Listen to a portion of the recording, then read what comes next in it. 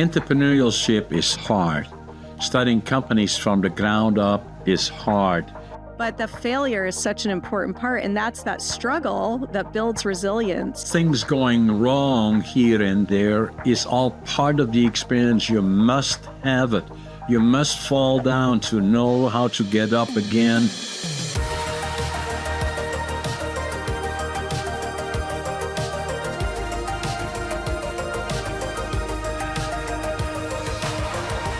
Okay, we are back today. Welcome back to Seed Money. We've got John A. Brink. John, nice to meet you and have you here. Welcome from Canada, right? Yes, British Columbia, Canada, actually, Jayla. So, yeah, glad to be on your show. Amazing. Yeah, so we're going to focus today. We connected and I saw your background, and my grandfather has a crazy story from World War II. And I truly believe to my core, on some level, he passed his resilience genetically on to me and his positivity.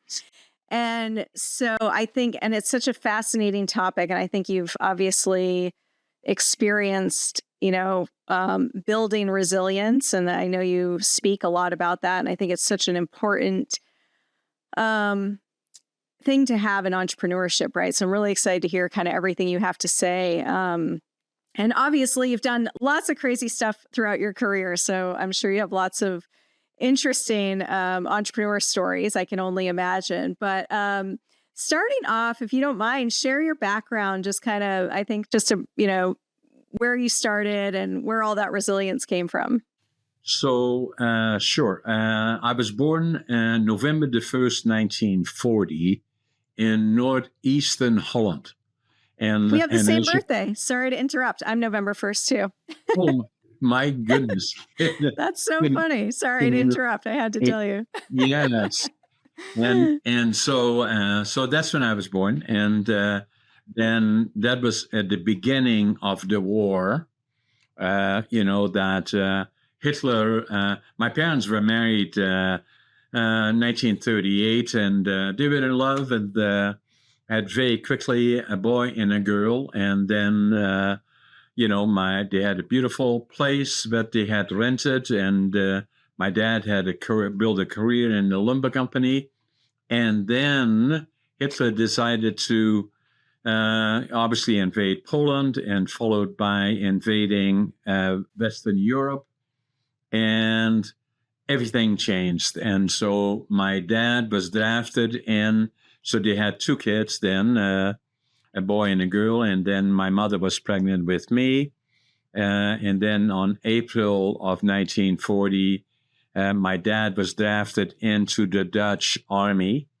And the last they heard from him is he was seen in Rotterdam just before it was bombed.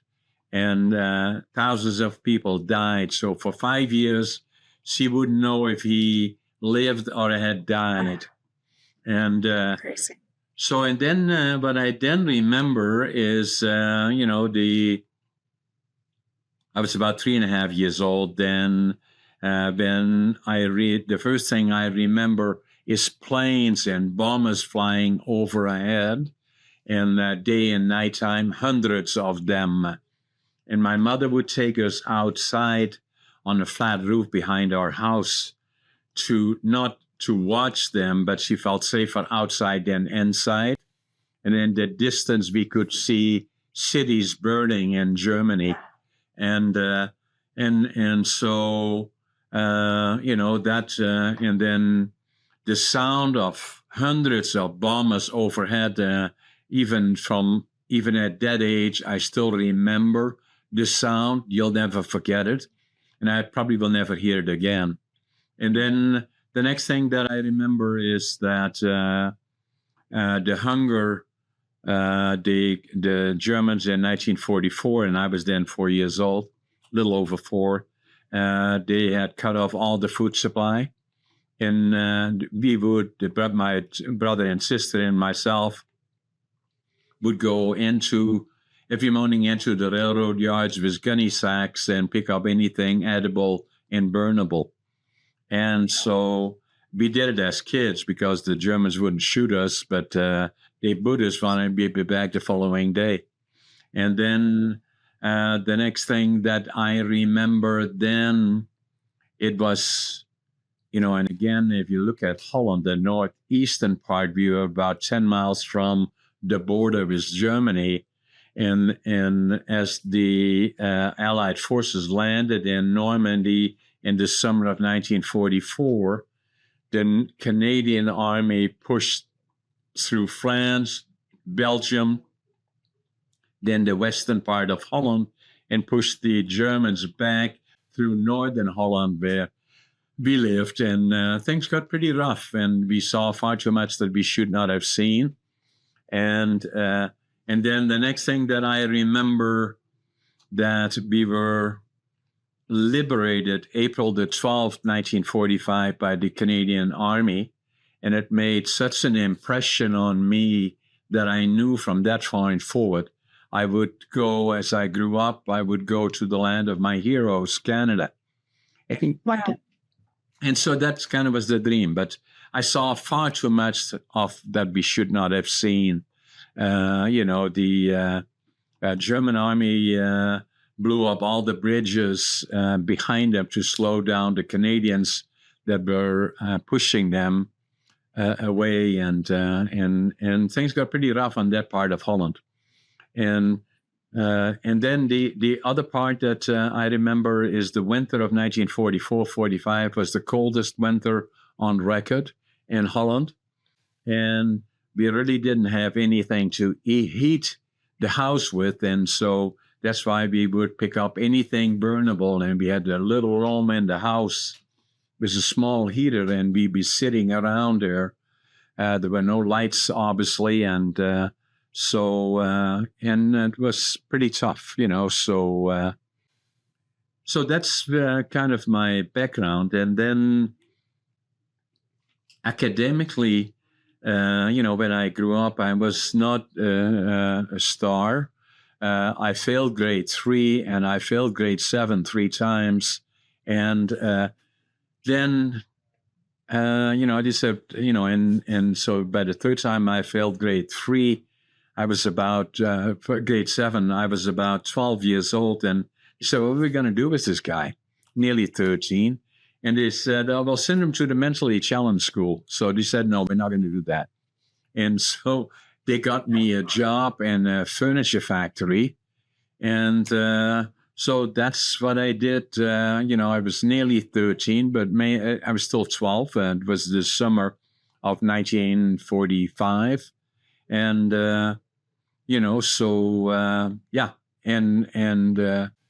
so that's what I did. And then when I was in 1965 and I was 23, I finally decided to go to Canada. And I had always challenges. I was different than everybody else, and kids are hard on each other. The kids that were friends that went to school together with me, grade 7, and that group, they went on to college and university, and I became a laborer. I'm proud of that today, but then it was kind of looked down on. And so I always felt I had to start over again and start with nothing. So when I was 23, I was already quite becoming somewhat successful in Holland, but I still felt I had to start over new and go to Canada. So that's what I did. I left the July of 1965 with a suitcase, 3 books, 2 sets of clothes, and very little money. And I knew I wanted to build a lumber mill. That was my dream in British Columbia, the West Coast. That's where all the timber is. And so I took the plane to Montreal, then the train to Vancouver, 5 days, 4 nights. Oh my God, it's a long way to go. That is long. Yeah. And so then when I arrived in Vancouver, I went to the immigration office, and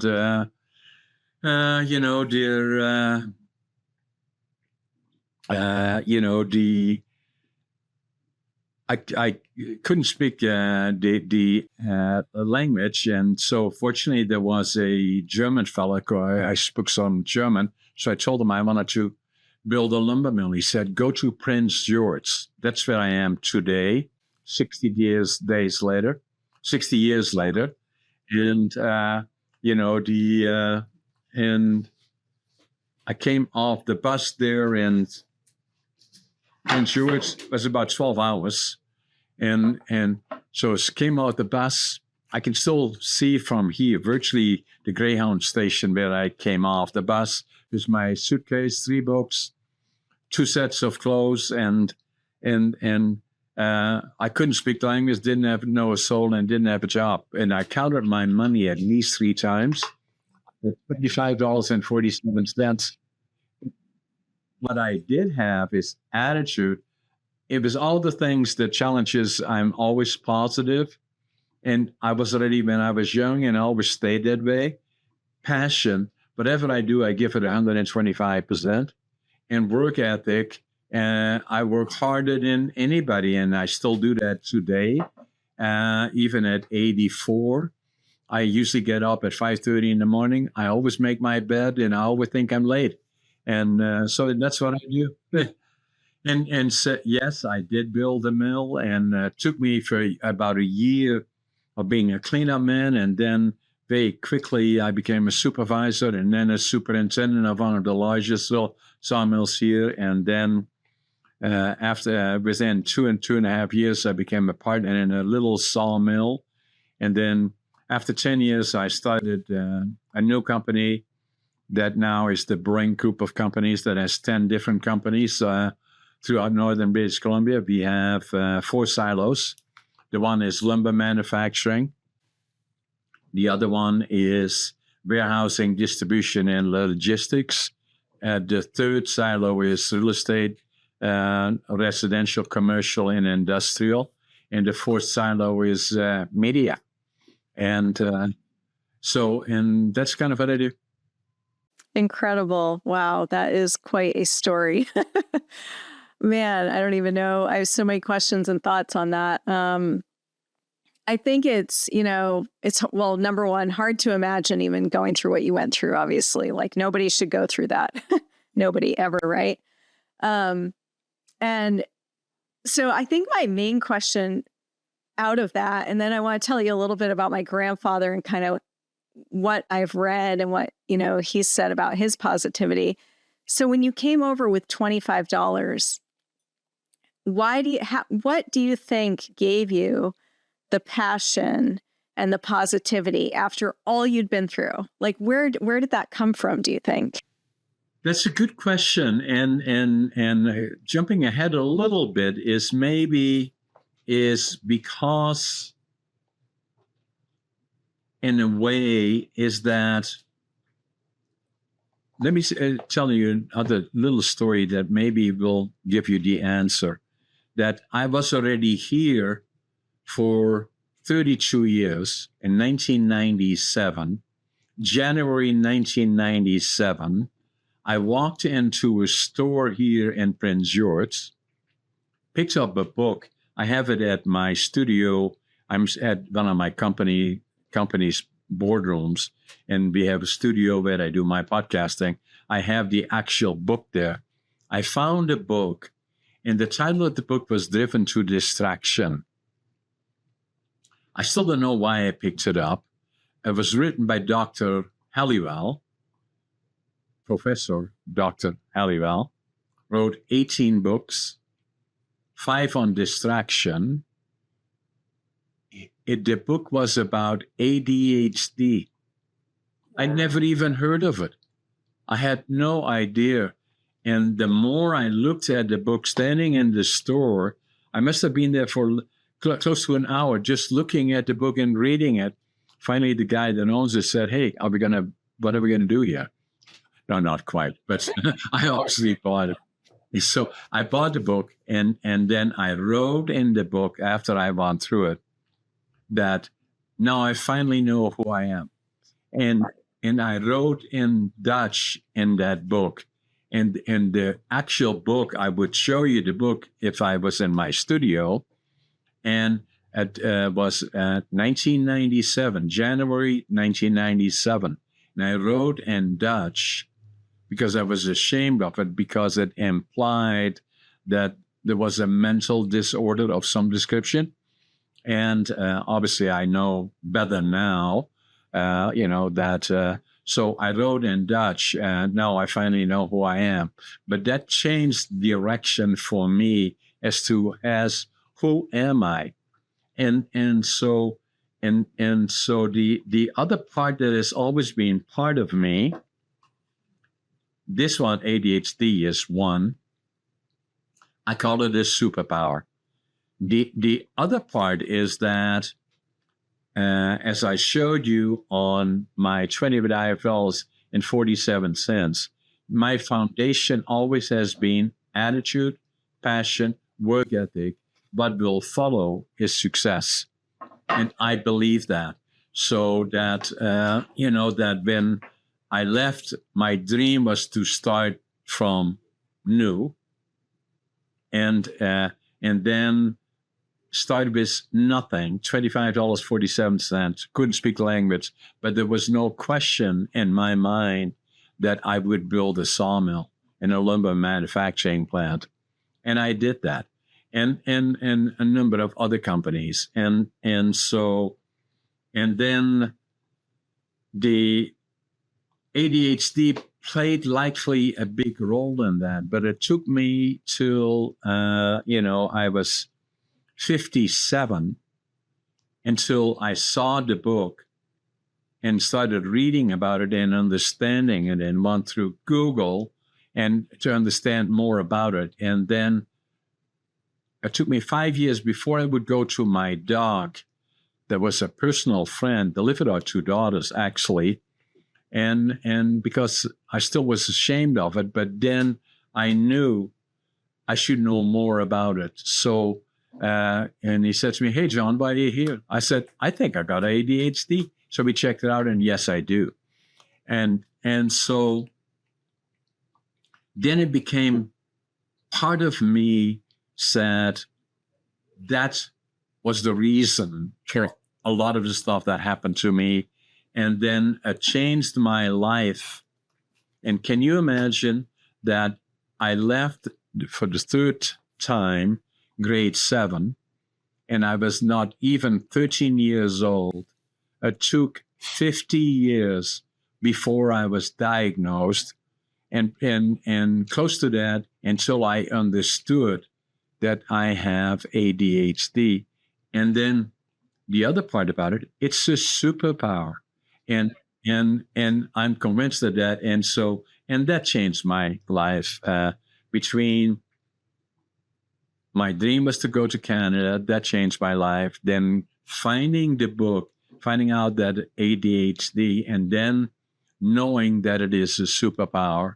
And then the other part about it is that is so interesting is that even when I was in school, I was very good in numbers, but I was not a good reader. I was a good writer, not a good reader. So I didn't fit in really. And obviously now we understand that better.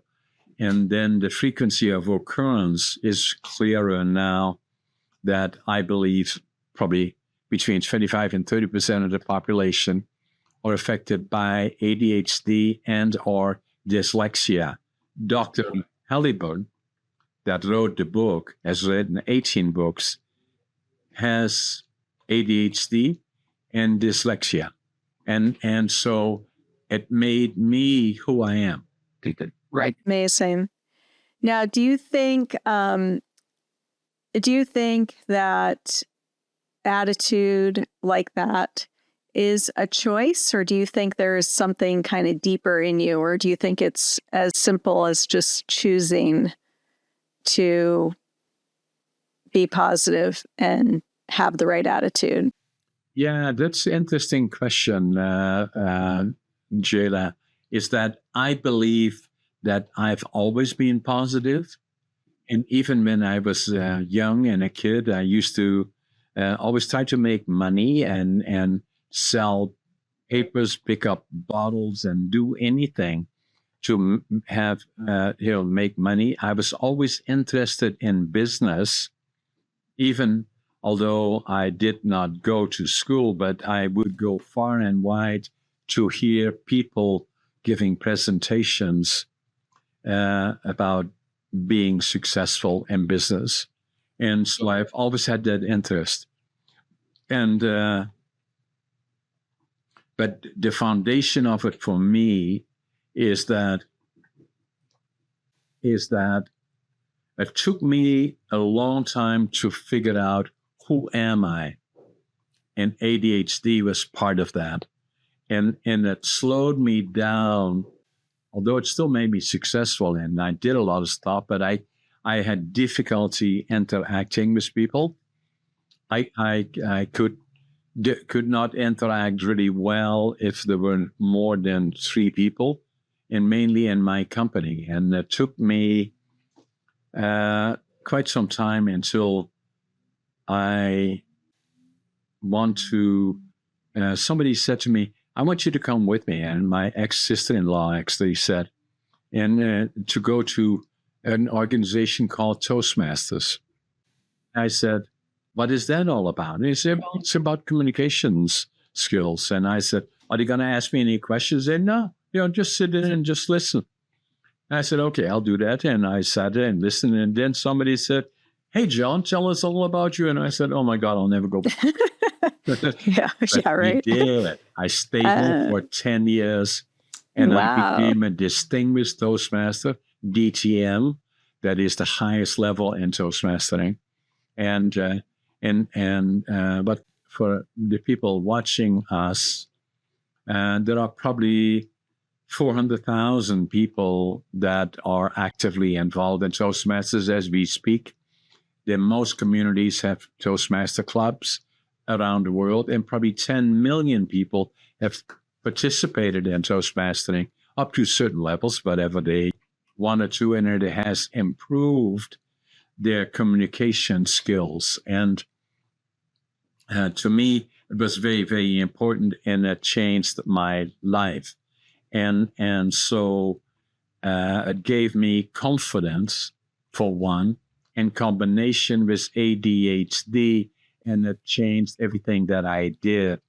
And obviously today, I couldn't do the podcasting if I would have been then, and being a keynote presenter all over the place. And then I'm an author, as you are. And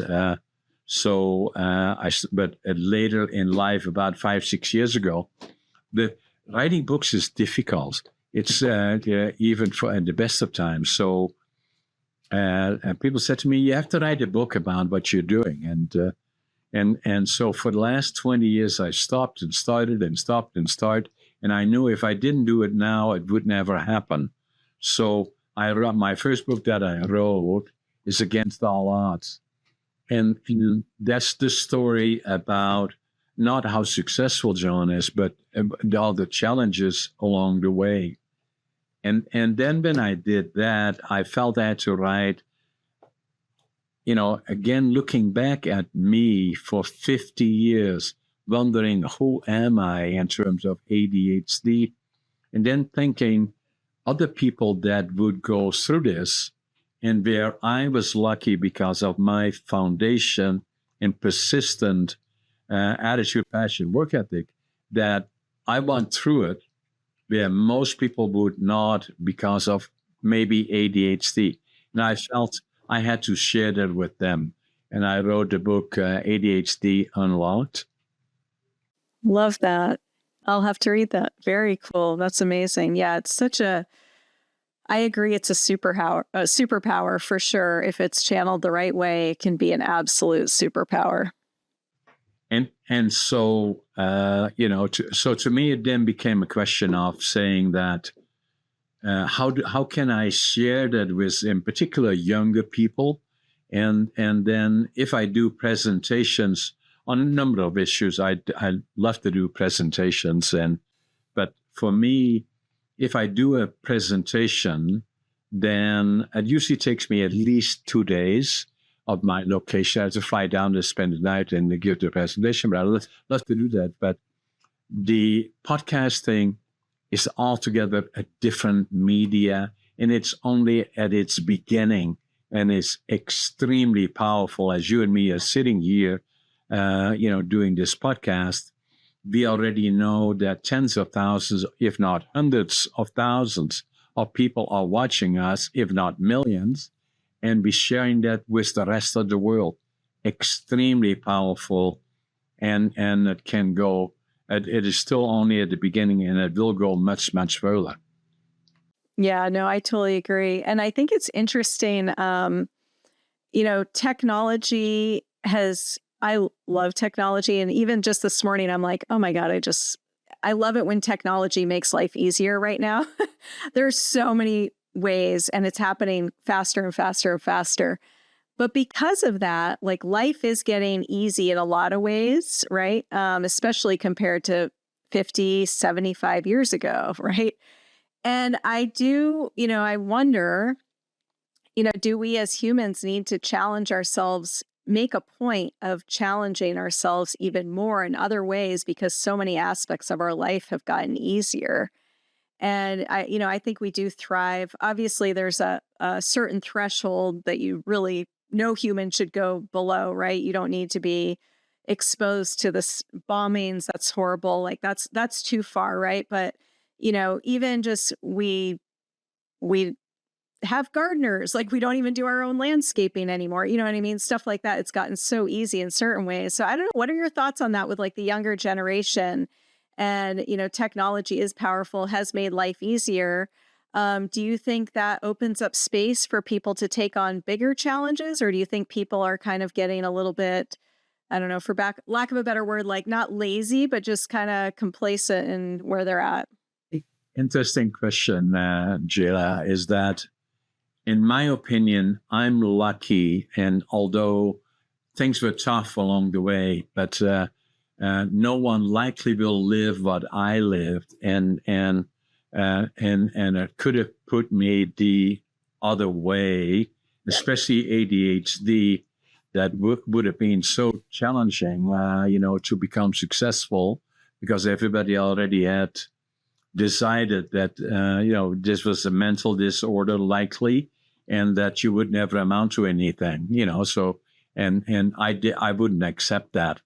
And so it gave me the advantage of coming from that point, gain all that experience that made me stronger. In my book, this one in particular, talks about all the things that happen along the way, and also starting with nothing, and then the other. The war years obviously were difficult, saw far too much that we should not have seen, but I feel it has, for me, been a benefit. And then going to Canada, self-imposed to a certain extent, start with nothing, couldn't speak the language, and felt I had to start over again because I didn't know, who am I? And it took me a long time until I answered that to myself, is that even people said, oh, you're so successful and blah, blah, blah. I didn't feel that way until I saw the book in January of 1997, written by Dr. Halliwell on ADHD. Now, the interesting part that I should mention to you is I've done about 360 podcasts, I guess, where I'm hosting. And now, my podcast 203, On the Brink with John A. Brink, was a podcast that I did with Dr. Halliwell, that wrote the book. Oh, that's amazing. That must have been so special. Wow, that's pretty incredible. He wrote the book in 1993. I bought it in January 1997, and it changed my life. So when the podcast is interesting for those that either direct or indirect, everybody, you cannot avoid being involved in ADHD, either by association, by workplace, or, so it is beneficial, but I say to people, is learn about it, watch podcasts on it, like mine, or read books about it, to understand it. So with Dr. Halliwell, he's the expert, and I said to him that from my experience, initially I thought maybe 8% of the population, both male, female, ADHD. Then the more I looked at it, the more I heard about it, it was likely more like 20%. And he said, no, John, it's more than 25%. I agree with him, although males and females projected differently, but they are also ADHD. The other thing that my experience has been, I've been very involved in business, board meetings, and lots of entrepreneurs, lots of business people from all kinds of different success, that I found that entrepreneurs, the ones successful ones, is the operative, that I suggested to Dr. Halliwell that I believe 50% of the entrepreneurs, the successful ones that I've met, are ADHD. He said, no, John, 75%. And I agree with him. And so all those experiences going through that by pure coincidence, obviously ending up in the war at a time that I still remember it, has left me with PTSD, got counseling for the inner child, the fear of losing the only parent that I had, and people being dragged out of their houses for the work camps or the Jewish people to their death, left an impression that there could be a knock on the door and your life will change. Just the circumstances that were purely coincidental. And then me coming to Canada was obviously deliberate, but then exposing myself to, I wanted to start with nothing from the ground up, not speaking the language, not having any connections or contacts I could have had. I worked for one of the larger lumber manufacturing companies in Europe, but I didn't want that. I wanted to start from nothing. And so it's kind of a form of punishment in a way, in a strange way, that but I knew I would be successful. And so then, and as I went forward, and then gradually things changed. But like going into that bookstore and picking up that one book, Driven to Distraction, was purely coincidental. There was no particular reason. I had never even heard about ADHD, and it changed my life. And I wrote it in that book in Dutch, January 1997. I can't believe it changed my life. I wrote it in Dutch because I was ashamed of it. And then, then going to being not a good communicator, or having this lacking self-confidence, although everybody said, oh, you're so successful and blah, blah. I didn't feel that way. And then what the combination of that, and then the other one, going to Toastmasters, changed my world. And so I was there from 1990 till 2000, 10 years, all the way to the top. And again, for those people that are watching us, watch my podcast 203 with Dr. Halliwell, for one. And then the other part about it is that, and so if somebody said to me, well, what is Toastmasters all about, John, from my perspective, is to become a good listener, first and foremost. And then the second one is very, very important, to be articulate and thinking on your feet in response to certain circumstances. And a lot of times I don't even know into issues and saying, thank you, Toastmasters, really, because it allowed that. And so, so that was purely coincidental, really, but it changed my life. And hence the combination of all of it, starting with this book, And then I followed it with ADHD. I did another book, Finding Your Passion, Living the Dream. Uh, that one is important to me because I hear so many people. I saw a US program actually on US channel saying that 75% of the people in the United States, I think Canada is the same, don't like the jobs. And probably 70% of that 75% are looking for another job. Wow. So, and if I make presentations to young people in particular, is saying I make presentation, they go to university or they take and they said, well, so what do you want to do as you go forward, as you grow up and as a career? They say, I don't know. And I said, that is so unfortunate. So my recommendation, respectfully, would be that if you want to be a truck driver, talk to truck drivers. That's saying, what about this, that, and the other thing? Or you want to be a carpenter, talk to carpenters, or a contractor, talk to contractors. Or you want to be a lawyer or a doctor, talk to them. They would like to share with you the benefits, the pluses and the minuses from their perspective. Or you want to be an entrepreneur. And a lot of times entrepreneurs like that, and business people, that people respectfully come up to them and say, I'm deliberating, would you have time for a coffee maybe? And I would suggest that most of them would be supportive of you. And that's why it is so important. And that's why I wrote the book, that I have been in the workplace since I was 12. I'm 84 now, so I've been working for 72 years and saying, hey, John, you still like your job? I sure do. Yeah. So the last book, or the second last book that I wrote is this one. Oh, I love that. Yeah. And that's a picture of me. I'm the oldest competitive bodybuilder in North America. No way. I didn't know that. Wow. Yes. That's incredible. Good for you. That is amazing. Yeah, and then I have one more book that's coming out in the next 2 months or so, 3 months.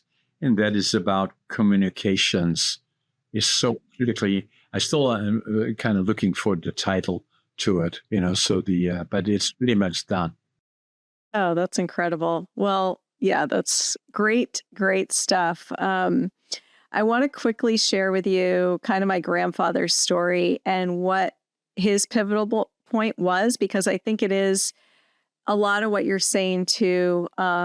It's funny, I just spoke with a friend the other day and they were trying to figure out what to do. And I said, if you could do anything, what would you do? And they just said, I have no idea, and not knowing what you want to do and not being able to kind of figure that out. I think sometimes you just have to take action. Like you're saying, basically go talk to people, get out there. You just got to take some action, and that action will lead to the next action and lead to the next action. So anyway, I'll tell you real quick. So my grandfather's story, it was World War II, 1944. He was on a B-52 bomber and they basically got shot down. He got, they launched a rocket at the plane and he got hit. Shrapnel came in, his throat was, bleeding, and he passed out and everybody jumped out. And one of the guys on the plane threw him out of the plane. He has a 67-page journal that he wrote when he was a prisoner of war that we have. So this is where I'm getting all this information from. And he describes, it was negative 35 degrees. That's what he woke up and luckily pulled the ripcord. So he gets captured by the Germans and taken to, POW camp. And the stories he writes in his journal are just, crazy. Like at one point he goes in and they're hooking him up to wires and he thinks he's about to be executed and they're actually just checking his heart, and it's just one thing after another. 500 men sharing, a little spigot of water, no heat, bombing. So, over a year of this, the war ends and he goes home and, trying to reacclimate to normal life, right? And basically what he describes in his journal is that he's having all these ailments, his tonsils, all these issues. And he went to the doctor one day and the doctor just said, Art, there's nothing wrong with you. You basically just need to put it behind you and be positive and decide you're going to be positive going forward and look on the bright side. And he said he forced himself, he would hear someone tell a joke. He didn't think it was funny, but he would force himself to laugh a little bit, right? And a little bit more and a little bit more. And over time, he completely, pivoted his mindset. And my image of my grandfather is just like the most positive person ever, joyful. He worked for the post office. He was a postman, just loved life. And my dad's very similar, very, very positive. And so I think it's such a fascinating thing because, again, like exactly what happened to you, it could have gone one way or it could have gone the other. And sometimes I really do think like, most of us haven't even been through anything that's a fraction of what you and my grandfather have been through, right? And people can dwell on it and dwell on it and dwell on it. And I really do believe there is something to it is just a choice, and it might not happen immediately, but you got to start pushing, that direction. And like, I think what you're saying of, people, 75% of people not being happy in a job, like, what's the worst that can happen? Take action, do something else, try to start a business. You only live once and you can keep going. I believe for you to be still working at 84, I'm sure that has to do with your attitude, right?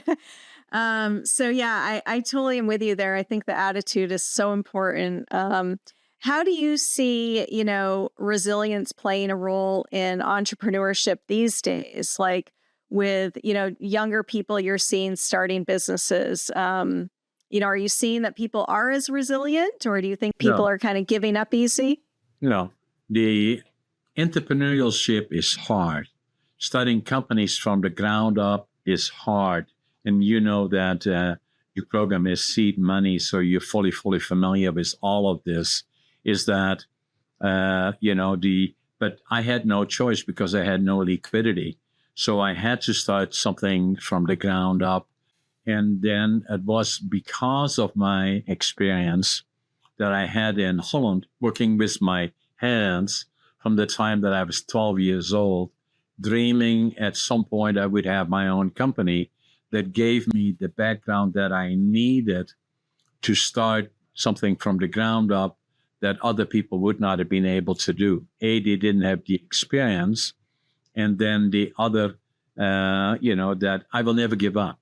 And that is a rare commodity for a lot of people, because the price you pay is likely very hard. The risk is very hard, that you may fail and may fail again and again and again.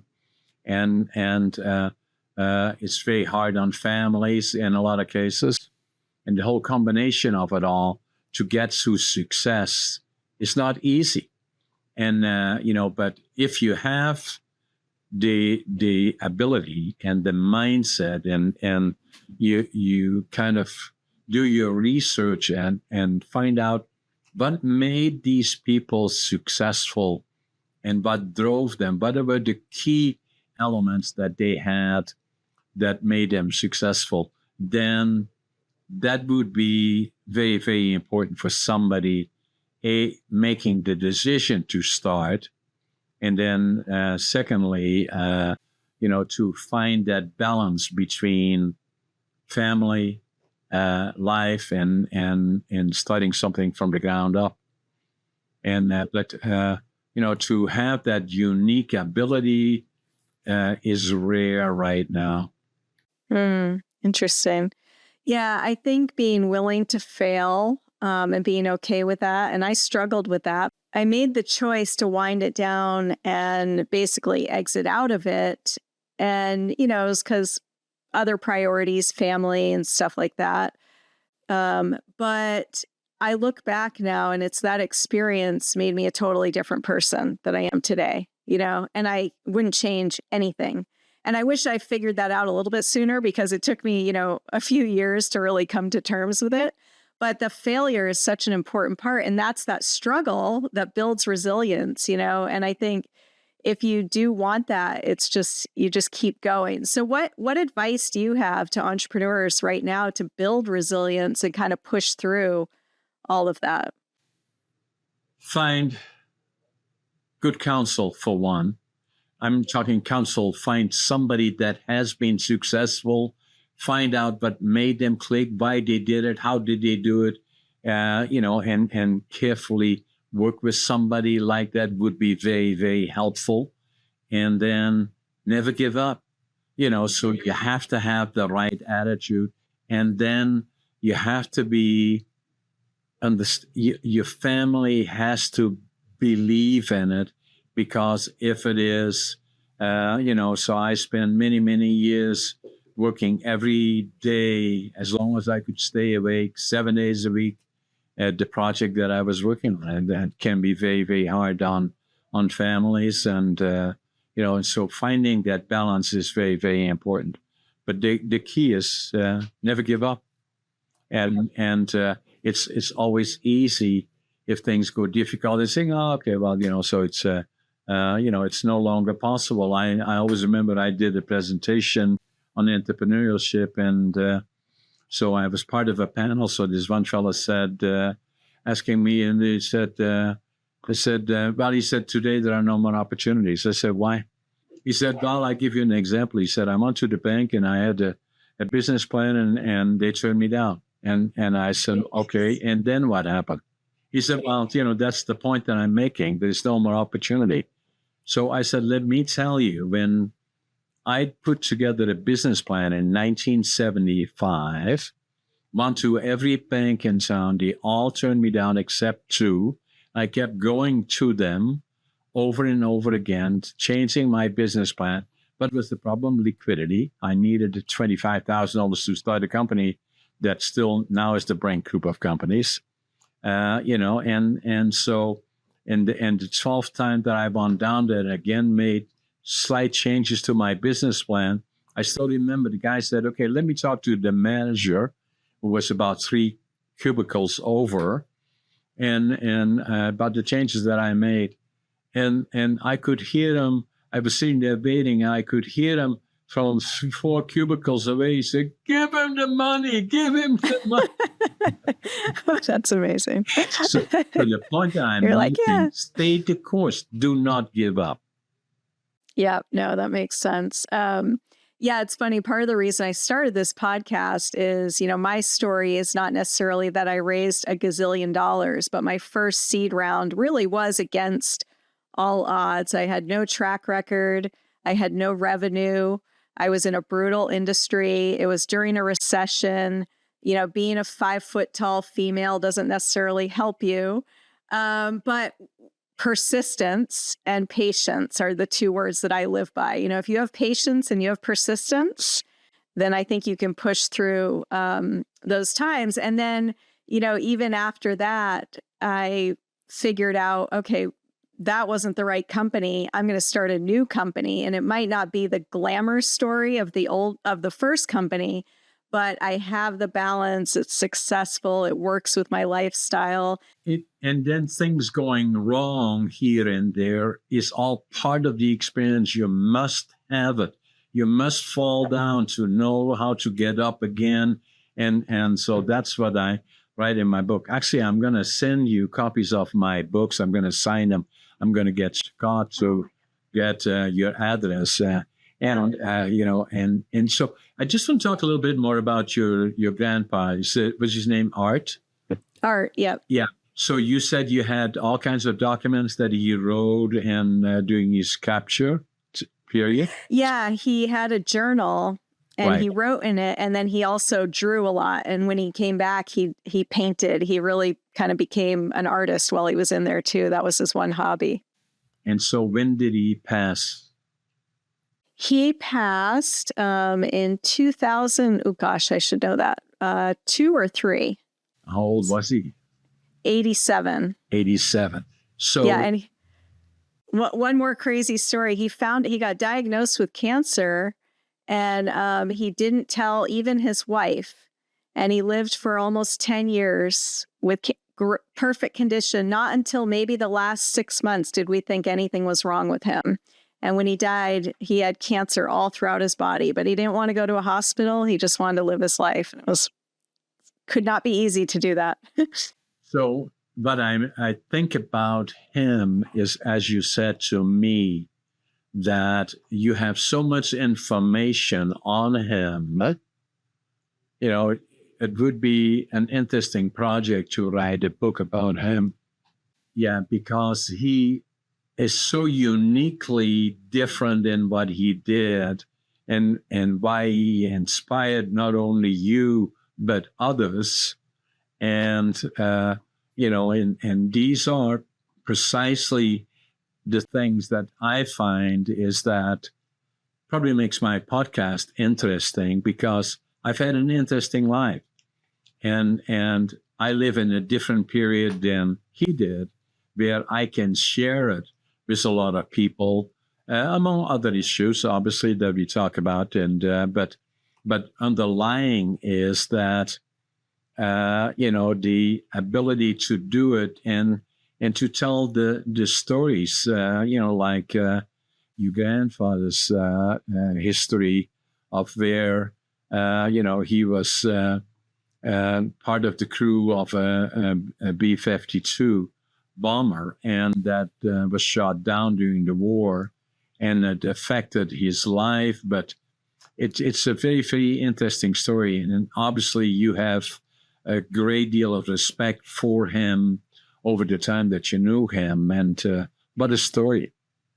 Yeah, no, I think it's a great idea. No, I should do that. I would love to do that. It would be, and for him, you know, writing in that journal and leaving that to us, that was his version of his podcast, right?